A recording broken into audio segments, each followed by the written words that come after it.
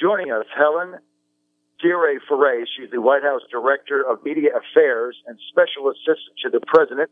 Joining us live from the White House. Helen, we got to meet each other on Monday night at that great reception you had for us. Thanks for being with us, Helen. Oh, thanks so much, and it was great seeing you. Hope it's one of many meetings that we can have together at the White House. Hey, I love when you have that, especially having it a reception for non-legacy, shall we say, conservative media. I really appreciate it. And look, there was some articles written that I really took exception to about some people complaining about that. That was offered up as an opportunity for a small group of us to meet with staff, meet with the president in a private reception. They said it was off the record, background only, which is fine. That's perfectly reasonable. And then as a bonus to all of us right in the middle of it, the president, who, by the way, spent 50 minutes with us chatting and answering questions, that's a long time, decided to go on the record. And to me, that was like, well, great. It's a bonus. Some people complained about it. I thought there was a lot of sour grapes going on. I just want to tell you how much I appreciated it. And I would hope, Helen, that you would do those in the future because it was really great. Thanks for that. Well, John, I appreciate, I appreciate you saying that. And the president had a marvelous time, and he felt very comfortable. And as you noted, he spent a lot of time with the media, and we do want to continue doing that. And the president wants to have continue having that important conversation because, folks like you in the media are important conduits to speaking directly to the community. And that's our goal, and we are so happy. And it was the president who decided that this should go on the record. And he was very clear when he goes, I'm giving you guys something. This is something that hasn't come out. I want you guys to be the first to break the story. So we are just so glad that that there were so many who were able to be there. And we just want you to know that, we understand the hard work that non-mainstream media, conservative media has to do. And we understand it. We're here for you and, glad to answer any questions.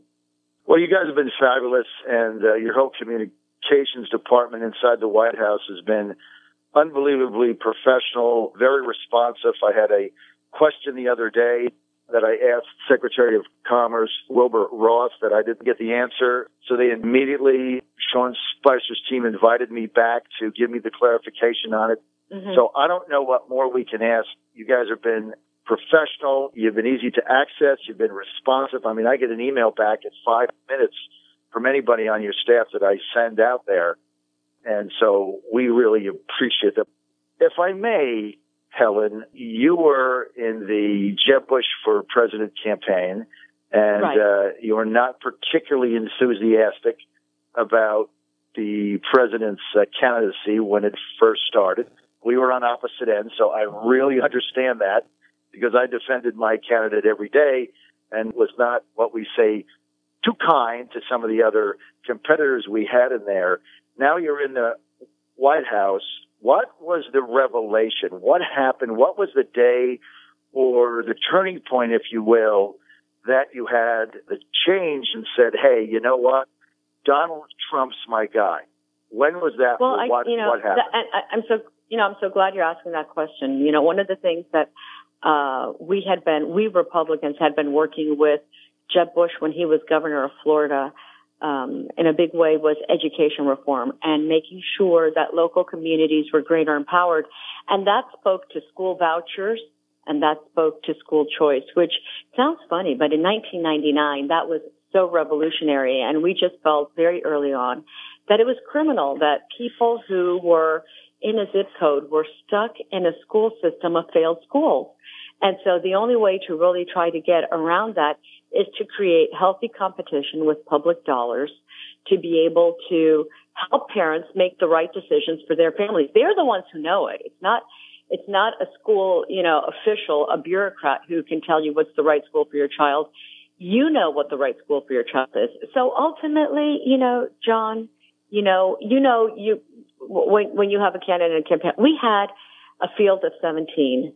And I think for most of us, we knew that any of these 17 was going to be infinitely better than Hillary Clinton. And I worked very hard early on through the RNC, where I went after the campaign in February. So I started talking to Sean Spicer actually in May, and I moved to the RNC to work very hard to ensure that Donald Trump, then candidate Donald Trump, would become president in the United States. And I'm really proud of that. I shudder to think of what Hillary Clinton would be as president. Hillary Clinton, who considers people who have a different opinion as deplorable. And that was not something she said impromptu.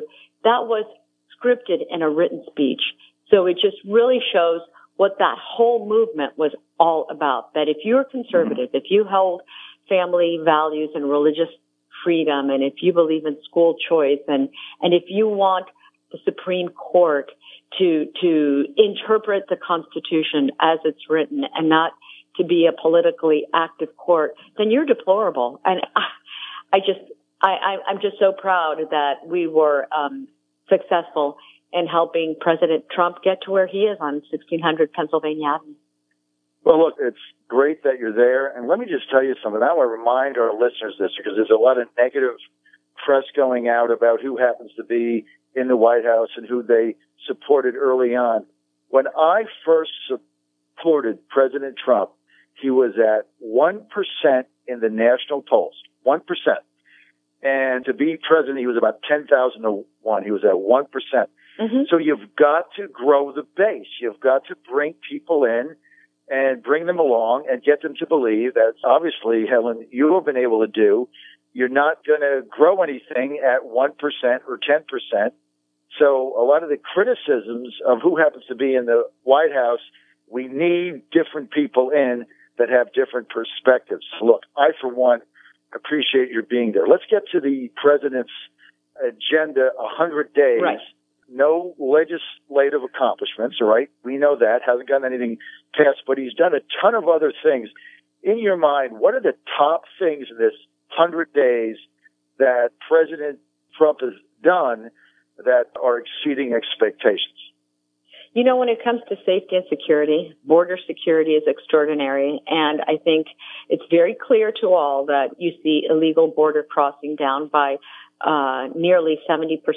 And that is more than significant. And it's not just illegal immigration. We know, and there's been, so much that's been not enough, actually, that's been written about the underground tunnels that we've found across the border. That's not to smuggle out, a woman with her baby. That's, illegal arms trafficking. That's drug trafficking. That's human trafficking. And so making sure that our border is safe and secure, it's just the beginning of immigration reform, but it's also ensuring that it's part of our national security on these other levels. And by the way, for those, who may not be so aware, a safe border on the U.S. side is also a safer border on Mexico's side. So I think that's huge. And then when we talk about the issue about prosperity, you see consumer confidence up in numbers that we haven't seen in the last, 17, 18 years. And that's because the American consumer knows that the country is headed in the right direction finally. Why? Because we have a president who's being a champion for America first. And one of the things that people don't realize is that when the president has been signing, let's say maybe by tomorrow there'll be 28 executive orders in total. But these executive orders peel back the burdensome regulations and the overreach that we had specifically under President Obama. And these are job killers. So you look at the coal industry and you can say, you know what? You can have a clean coal industry, and we can have an environment where we are energy independent, and that lowers the cost of fuel, that lowers the cost of our power grid, and we can be free from all of the pressures of the Middle East in that regard. And so when you look at the opportunity that businesses, especially the small to medium-sized business, is going to be able to have the capability to be able to grow without being overburdened by a federal bureaucracy. I mean, it's enough that you have state and local bureaucracies to deal with.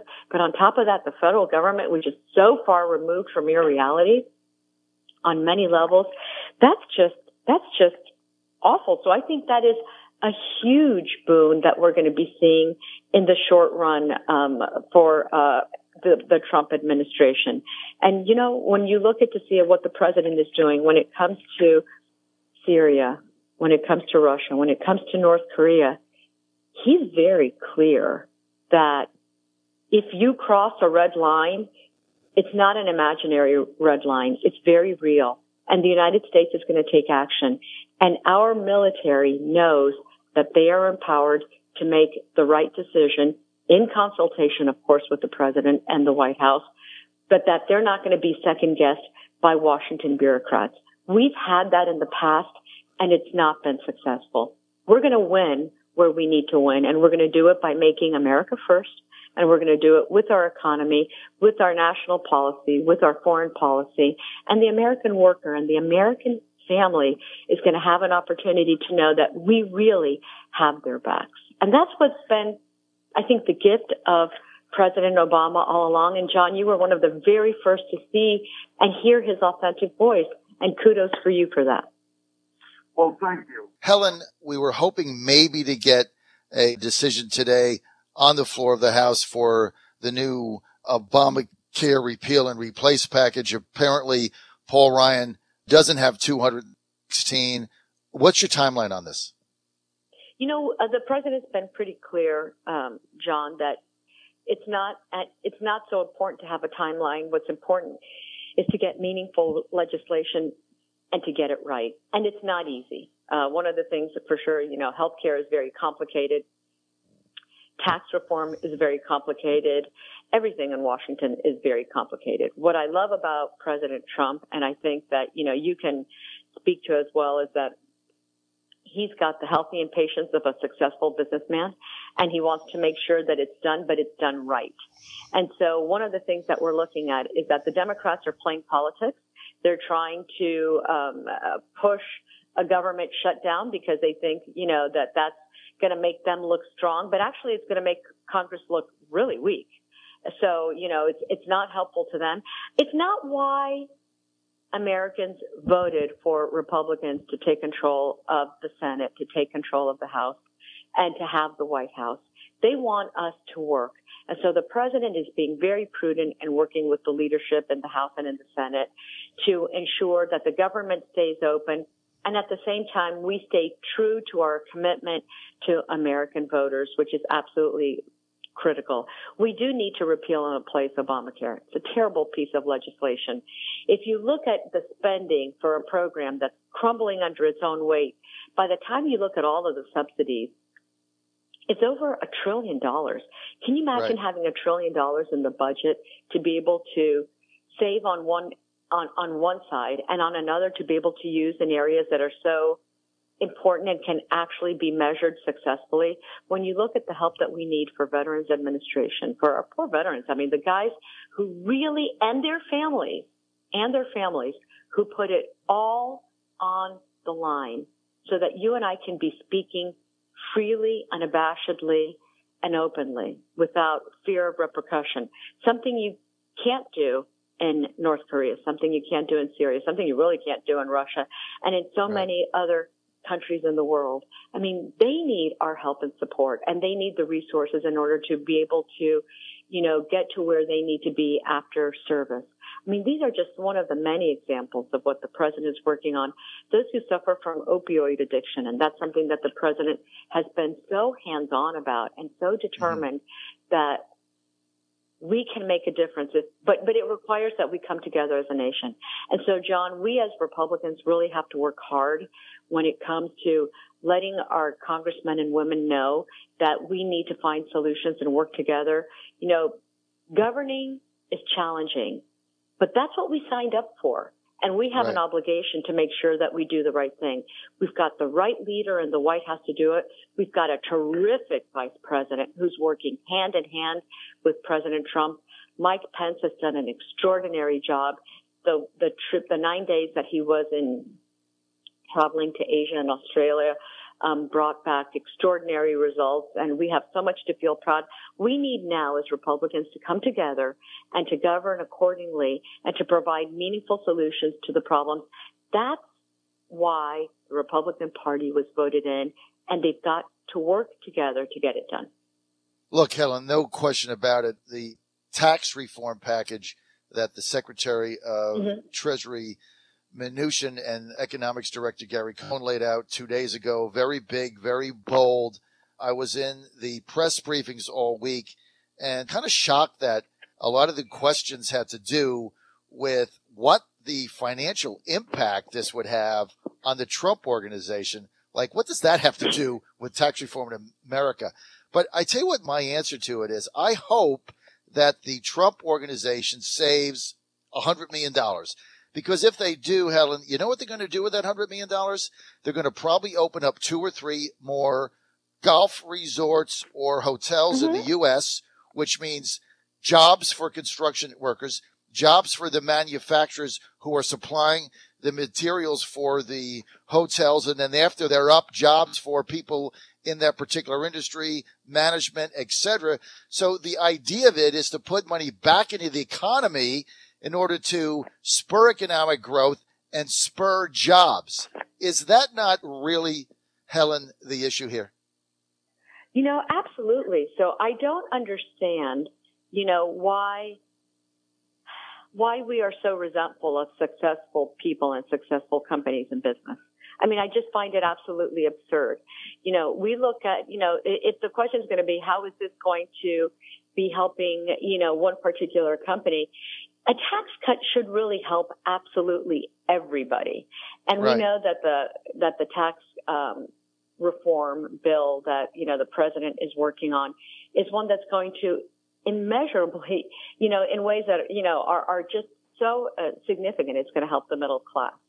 And, you know, if you have a corporate tax rate that's cut to 15%, you know, I can tell you that, first of all, it's going to bring back a lot of greater investment into the country. It's going to stimulate the economy. It's going to ultimately, and the beauty of it is that it's the same for small mom and pop shop businesses, which are the ones that really generate a lot of employment and a lot of economic activity in local communities. And it's going to have that same impact on the large corporations as well. So they're all going to be treated the same. But also on the individual, you know, you're going to find also that it's going to have a significant impact so that the average American family, well, first of all, for a husband and wife filing jointly, the first $24,000 is going to be tax deductible. So you're not going to be paying taxes on your first $24,000. And so that's going to be significant. But the more money that you are able, which is your hard-earned money, I mean, the idea that the money you give to the federal government is going to be, you know, prudently used and that there's accountability, John, you know that's not true. So, families know what to do with their money and how to spend it in a way that's more prudent. And I think that's the gift. And so families are going to be able to either spend it, pay down their mortgages. They can send their kids to schools. You know, there's so many things that they can do that are going to be, you know, a boon to the economy on other levels. But let the individual family decide what to do with their money. It's sure a lot more, you know, it's sure a lot better than having the federal government do it.